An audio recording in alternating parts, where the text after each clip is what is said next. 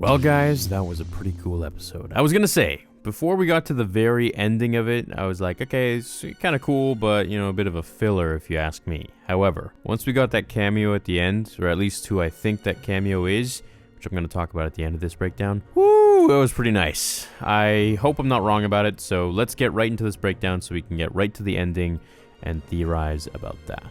So, this one starts off with the Mando's ship shooting out of hyperspace as he's being fired upon by a man who says, "Hand over the child, Mando." So this guy's probably pretty much another bounty hunter. As the Mando and his mystery bounty hunter friend or enemy fight each other in space, the pursuit is pretty hot. This is where the man says, "I can bring you in warm, or I can bring you in cold," which we know is a complete rip off of the Mando's line in episode 1. So the Mando drops his thrusters, evades, and ends up behind his enemy where he locks on the target and says, "That's my line.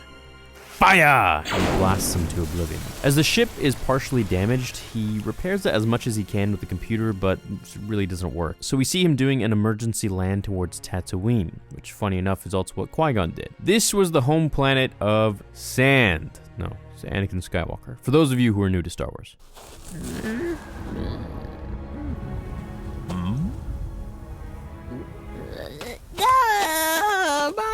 Which, by the way, the channel is gaining like 10,000 subs every couple days, so thank you, all you newbies. I hope you enjoy the content. As he nears the planet, we hear someone say, "This is Mos Eisley Tower. We're tracking you. Head for Bay 35. Over." As the Mando lands in Bay 35, he puts little baby Yoda to sleep when we see the DUM, or Dumb Series pit droids from episode 1 during the pod race. We also see them in Watto's junk shop, where Jar Jar accidentally activates one and Anakin tells him to hit the nose. So this is a huge nostalgic flashback for me and a lot of you guys, because it makes you remember of episode 1, what was going on. These droids were designed for maintaining pod racers. They were cheap, they were durable, and they repaired things very well. They stood at 1.19 meters, according to the internet.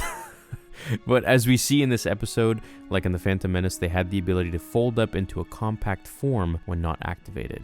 The Mando offers the mechanic some credits. Now, he couldn't fully pay the engineer, so he's going to find a job to, collect some credits. And leaves to the town of Mos Eisley as he turns the corner to see helmets of stormtroopers on pikes. Now, the stormtroopers on pikes, this shows us that the town of Mos Eisley doesn't care for the Empire, which they never really did, since Tatooine is governed by the Hutts, or at least, it used to be. With the scene changing to the mechanic and the droids, she and her droids are playing a game of sabacc, most likely, when they notice the child walking out of the ship.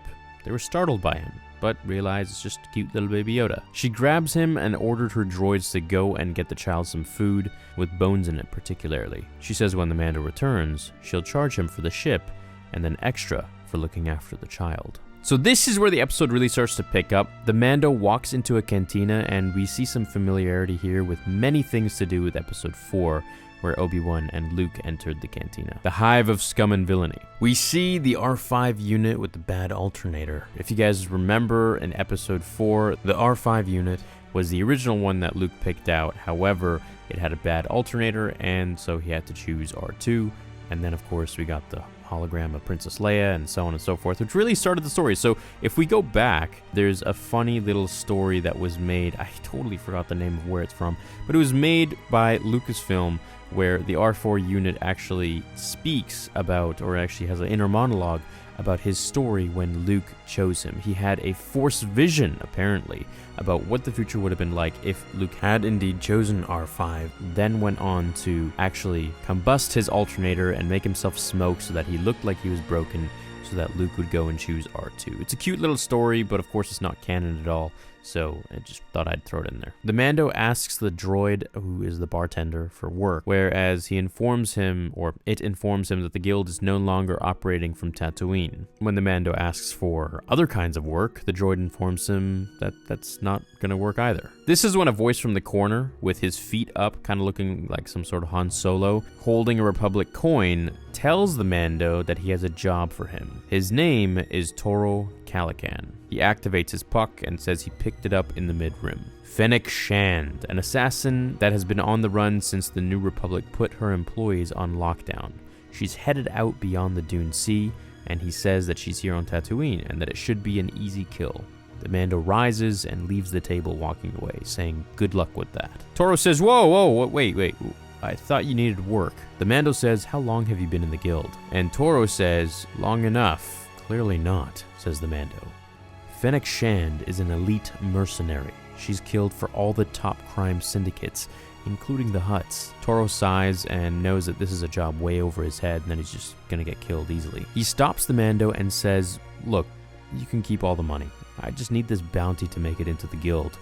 This is my first job. The Mando accepts and tells him to meet him in the hangar in half an hour. As he heads back to the ship, he finds the engineer holding Baby Yoda, and she starts to, go on her talks about trying to get more money from him. As the Mando sort of ignores it and heads out and finds Toro waiting with 2 speeders. They blast off into the sand dunes, which gave me a big flashback of Anakin on the speeder going to save his mother from the Sand People, and it also reminded me of Count Dooku on a speeder from episode 2. It didn't remind me much of episode 6, because these two were the sand planets, Tatooine and Geonosis. As they stop, the Mando and Toro come across Tuskens when the kid freaks out and the Mando steps him aside as he starts to negotiate in sign language with them for passage through their lands. The Sand People agree and the Mando throws them Toro's new binocs. Access granted. They get back on their speeders, blast off without getting into any trouble from the Sand People, because we all know that they would have shot at them and chased after them if they hadn't bartered and come to a deal. Arriving at their destination, they watch over a dewback in the distance as they see someone passed out by its feet. They think this is Fennec, so the Mando asks for cover, and he goes up to the passed out dude who's another bounty hunter with a fob of his own, realizing that it's just a dead guy. He starts to run as he notices that she's near him when it's too late, and he receives some sniper shots from her MK modified rifle. His Beskar held up from that range, which is lucky considering she shot him twice. Toro asks, what do we do if she escapes? The Mando says, she's got the high ground. She'll wait for us to make the first move. As he goes to rest, he orders the boy to keep watch with his DL-44 blaster, or at least kind of what looks like it. I could be wrong. The sun dips down and the Mando gets up from his rest, giving a flash charge to Toro. As he says the plan is to charge her on the bikes and to alternate the flashes so she gets blinded and can't aim, Toro reluctantly agrees. The plan works for the most part, except for the fact that she eventually hits the Mando twice, and Toro speeds up to stealthily end up behind her, drawing his blaster on her. As they fight and she makes a fool out of him, fighting like Darth Maul almost, which makes me wonder if she actually killed for the crime syndicates, then maybe she worked for Crimson Dawn or the Shadow Collective or something of the past. Now, it would be over 10 or 20 years ago, but it's possible. The Mando shows up to save Toro, saying, perfect distraction, as he throws cuffs at her and orders her to put them on at blaster point. The Mando then tells Toro to walk to the dewback and ride it back to them so Fennec can travel on that one,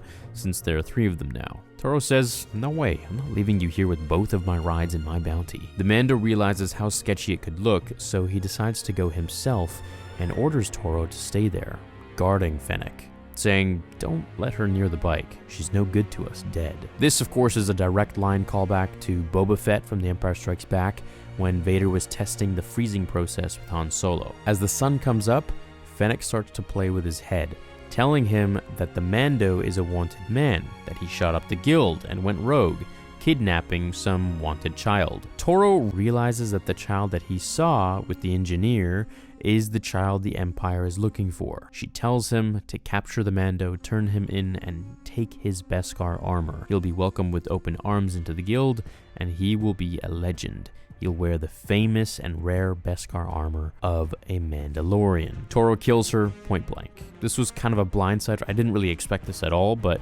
he does. He says if the Mando is worth more than her, then what good is she? Which makes sense. He says thanks for the tip and leaves to the hangar to kidnap the child. The Mando returns to Fennec to see that she's dead. As he heads to the town, it's now sunset again.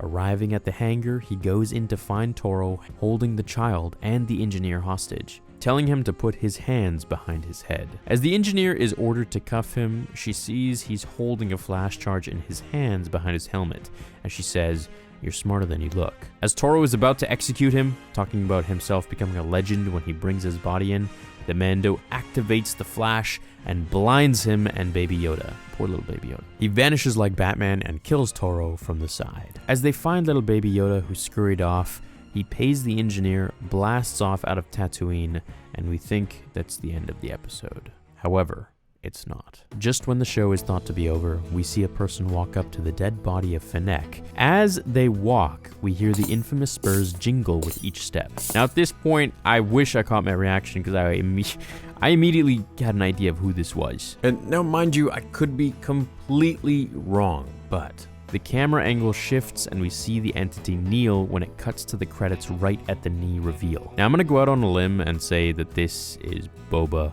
Fett. If it is, this is astronomical news. If it is, then it was alluded already in a previous book, which I can't remember the name of, sadly. I think it was Tales of Luke Skywalker, or it might have been Aftermath or something like that. I'm gonna leave it to you guys in the comments below to specify. Anyways, all I remember is the story. Someone was traveling and they found the armor of Boba Fett, which was described to have looked like it was partially digested, with large tooth marks and acid burns. These would all indicate the Sarlacc fight, meaning that, I guess, you know, Boba was indigestible and the Sarlacc maybe spat him out, or Boba used his vibroblade or something to cut his way out of there. This would be insanely cool if it actually happened and if it's actually Boba. And if it's not, well, they had us all fooled for a week or however long it's going to be until they reveal it, which I think is going to be a week. This episode was pretty cool. Now, originally I was like, okay, it ended, everyone's kind of dead, and the Mando just continues on with his journey. It really felt like a filler. But once they put this scene in there with the possible idea of Boba Fett being alive after all these years, dude, I'm buzzing. I think this could be a really, really cool thing. So let me know what you think down in the comments below. Is it Boba Fett or is it someone else?